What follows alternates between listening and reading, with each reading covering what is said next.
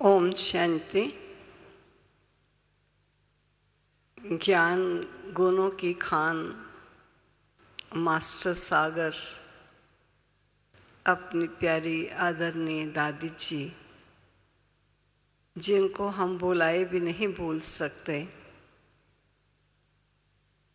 उनके वो वचन कि आओ सभी हम जन से इकट्ठी होकर बैठें, ज्ञान की कुछ गहन लेन देन करेंगे। हर क्षण दादी जी को अपनी उपस्थित बहनों को देखकर यही विचार चलता कि हम ज्ञान की कुछ गहन लेन देन करें। आज ऐसा कोई नहीं जो ये शब्द कहकर हम सबको संगठित करे। ये थी दादी जी की विशेषता। जैसे कि कहा, कुछ ऐसी किस्से और कहानियाँ जो मैंने सुनी और देखी भी, जिस पर मुझे याद आता है दादी जी ने एक बार सुनाया था या मैंने सुना था कहीं से भी, कि ज्ञान में एक भाई और बहन चलते थे, लेकिन आप समझ सकते हैं कि माया किसी समय किसी को भी अपने अधीन कर सकती है।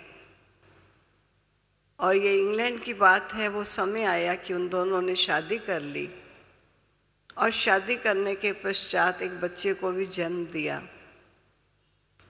लेकिन काफ़ी समय के बाद वह पुनः जब दादी के पास आए तो दोनों ही आए। तब दादी ने कहा कि अपने बच्चे को क्यों नहीं लाई, मुझे पता चला है आपका बेटा भी है। तो दोनों ही रोने लग गए। दादी ने कहा, क्यों, क्या बात है, रो क्यों रहे हो? तब उन्होंने कहा, दादी बच्चा जन्मांधा है, जन्म से ही अंधा हुआ। कर्म हमने बुरे किए, लेकिन बुरे कर्मों का परिणाम शायद हमारे बालक को भोगना पड़ा। दादी ने कहा, ऐसा कभी नहीं हो सकता। हर एक अपने कर्मों का दंड और कर्मों का फल प्राप्त करता है। लेकिन दूसरे ही दिन दादी के कहने पर वो अपने बेटे को लेकर वहाँ पहुँचे। तो दादी उस दिन सतगुरुवार का दिन होने के नाते दादी सबको जल पिला रही थी। तो बच्चे को भी मां लाई और दादी ने उसके मुख में जल डाला। बच्चे को अवश्य जल स्वादिष्ट लगा। जल पीने के बाद कुछ क्षणों के बाद पुनः वो माँ की गोदी से उठा और दादी की तरफ आया और दादी की गाल पर हाथ करके कहता है कि मुझे पुनः दो। तो दादी ने उसको दोबारा उसके मुख में जल डाला और पीकर फिर वो माँ के पास गया। तब दादी ने उसकी माँ से कहा कि तुम कहती हो ये अंधा है, अगर अंधा है तो इसे कैसे पता कि मैंने ही ये जल पिलाया है और मुझे ही गाल पर हाथ लगाकर इशारा करके ये मेरे से पुनः जल मांगता है और जल पीने के पश्चात वो फिर तुम्हारे पास चला आया है। मैं नहीं समझती कि अंधा है, तुम एक बार डॉक्टर से पुनः इसका चेकअप कराओ। तो फिर रोने लगी कि डॉक्टर ने हमें लिखत में दे दिया, क्योंकि 3 ऑपरेशन भी इसके हो चुके हैं, लेकिन लिखत में दे दिया कि बच्चा अंधा है। अब हम कैसे उसके पास जाएं? तो दादी के आग्रह करने पर वह पुनः डॉक्टर के पास पहुँचे। उसने कहा, जबकि सर्टिफिकेट दे दिया अंधा है, फिर क्यों लाए? कहा, हमारे बड़ों ने कहा है कि एक बार चेक करो। और डॉक्टर ने जो ही देखा तो डॉक्टर ने कहा कि कल तक ये अंधा था, लेकिन आज ये अंधा नहीं है। मुझे याद आता है जब उस बच्चे का जन्मदिन होता था तो बच्चा जन्मदिन नहीं मनाता था जब तक दादी ना आएगी। और हम एक बार लंदन में जब पहुँचे तो उस समय उसकी माँ ने हमें दिखाकर कहा कि ये था मेरा बच्चा जो अंधा था। मैंने कहा, अभी ऐसा नहीं कहो, इसको ये कॉन्शियसनेस नहीं दिलाओ कि तू कभी अंधा था। तो जो कहा गया है कि करामत कैर खुदाई, कभी दादी ने इस प्रकार के करामत को खुदा का कैर समझकर कभी स्वीकार नहीं किया। दादी ने कहा, ये कोई जल मेरे पिलाने से इसकी आंखें नहीं आई हैं, लेकिन इसका समय भोगना का पूरा हुआ और पूरा होने का निमित्त कारण बना कि बाबा का अमृत पिया और उसकी आंखें आ गई। तो इस प्रकार दादी हर बात में कहीं महिमा स्वीकार ना हो जाए और सदा ही बाबा के गुणगान गाती रही। ऐसी दूसरी गाथा भी मैं सुना देती हूँ कि किस प्रकार जब दादी जी का ग्लोबल हाउस बन रहा था तो दादी ने ये कहा कि मैं कभी भी उधार लेकर के मकान नहीं बनाऊंगी, क्योंकि जब बड़ी बड़ी बिल्डिंग बनती हैं तो स्वाभाविक है कि लोन लेते हैं और लोन लेने के पश्चात ही बिल्डिंग बनती हैं। लेकिन दादी ने ये कहा कि कर्ज, जिसे बाबा ने मर्ज कहा है, इसलिए मैं कर्ज लेकर भवन नहीं बनाऊंगी। लेकिन आर्किटेक्ट से ये निर्णय हो चुका था कि इतना भवन बन जाएगा तो हम इतना पैसा देंगे, अगर हम पैसा ना दे पाए तो उसका दंड हम देंगे।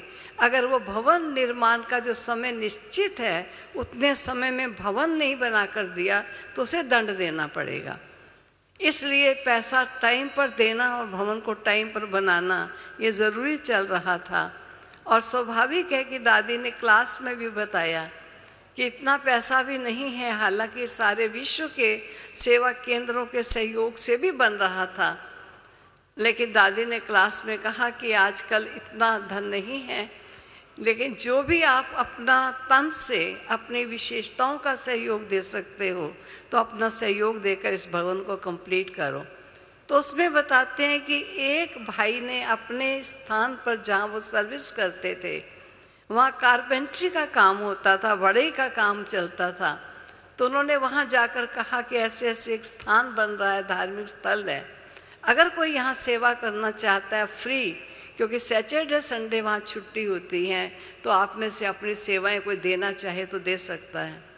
तो अब कहते हैं एक कपल था, एक युगल था, जिन्होंने वहाँ सेवाएं देनी मंजूर की और सेवाएं ही दे रहे थे और फ्री देकर जाते थे। एक दिन रास्ते में अचानक वो जब जा रहे थे तो रास्ते में सड़क के बीचों बीच एक मनुष्य गिरा हुआ मिला। उन्होंने जाकर देखा तो उसने शराब ज़्यादा पी हुई थी, खड़ा नहीं हो पा रहा था, इसलिए बीच में पड़ा था और तेज व्हीकल उन्हें कुचल कर जा सकता है। उन्होंने उस व्यक्ति को अपनी कार में डाला और उसको होश आने पर कपड़े बदला करके ठीक करके उसे उसके घर भेज दिया। कुछ समय के पश्चात उस व्यक्ति ने जब शरीर छोड़ दिया तो इनको कोर्ट से बुलावा आया। अब आप तो समझेंगे पता नहीं क्या हुआ होगा। और कोर्ट से बुलावा आने पर इन्हें उस व्यक्ति ने मरने से पूर्व ये लिखा था कि 40,000 पाउंड्स इस युगल को मेरी तरफ से दिए जाएं। अब वो 40,000 पाउंड देने के लिए कोर्ट ने उनको बुलाया था और 40,000 पाउंड लेकर के वो दादी जी के पास आए। कहा दादी आज यज्ञ में इस भवन बन रहा है, इसकी आवश्यकता है, इसलिए 15,000 पाउंड हम अपने पास रखेंगे, एक छोटा सा कमरा हम लेंगे और 25,000 पाउंड बाबा की भंडारी में डालेंगे। दादी ने कहा कुछ और भी रख लो, कोई हर्ज नहीं। कहा नहीं दादी, हम 25,000 पाउंड भंडारी में डालेंगे। सेकेंड डे वो 15,000 पाउंड भी लेकर के आ गए और उन्होंने आकर कहा कि दादी जी हम तो टूटे हुए मकान में रहे हुए थे, रह सकते हैं, आज जबकि इस भवन के निर्माण में आवश्यकता है तो इसलिए ये 15,000 पाउंड भी बाबा के बॉक्स में ही जाएगा। दादी के मना करने पर भी उन्होंने बाबा के बॉक्स में डाल दिया। आप सुनिए कहानी आगे क्या होती है। ठीक है, भवन बन गया, कार्य निपट गया, वो चले गए, ये स्थान हो गया। लेकिन कुछ समय के बाद दादी ने ऑक्सफोर्ड में एक रिट्रीट सेंटर खरीदा और वो रिट्रीट सेंटर जिसमें 90 कमरे बने हुए थे और वो भी एक रानी का पैलेस था और अभी और भी काफ़ी कमरे उसमें बने थे। आप सोचिए जब उसकी फाइनल पेमेंट करनी है तो फाइनल पेमेंट के समय पर आपको चाबियां हैंड ओवर की जाएंगी और पता चला कि 2 कट्टे बड़े बड़े बोरियों के वो चाबियां हैं, किस दरवाजे की, किस अलमारी की, किस खिड़की की कौन सी है। अब दादी ने कहा ये तो बहुत बड़ी प्रॉब्लम आ गई, कौन इन चाबियों को समेटेगा, संभालेगा और कौन समझेगा कि किस दरवाजे की कौन सी चाबी है। अब इस सोच में लगे हुए दादी को विचार आया कि वो जो युगल बढ़ई आता था उनसे पूछे, वो फ्री थे, उनका कोई बेबी भी नहीं था, क्योंकि वहाँ की दुनिया अलग होती है। 25 साल का भाई तो 50 साल की बहन थी। तब उन्होंने उस युगल को बुलाया और कहा कि ऐसे ऐसे हम एक भवन ले रहे हैं, उसकी चाबियां संभालने का कार्य कोई करने वाला यही नहीं है, क्या आप ये चाबियां संभालोगे? उन्होंने कहा दादी जी हम वहाँ भी रहते हैं, हम यहाँ भी रह जाएंगे।